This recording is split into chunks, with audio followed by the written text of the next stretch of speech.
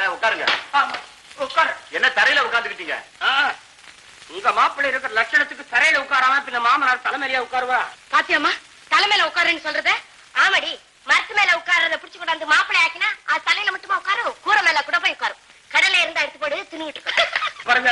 நாட்டாமக்காரா நீங்க இருக்கலாம், ஊர் உலகத்துல நியாயம் சொல்லுங்க. அதெல்லாம் இருக்கட்டும், முதல்ல ஏன் விவகாரத்துக்கு ஒரு முடிவை சொல்லுங்க. நவனிதா, இந்த விவகாரத்துக்கு நீதான் தீர்ப்பு சொல்லணும். நான் என்ன தீர்ப்பு சொல்றது?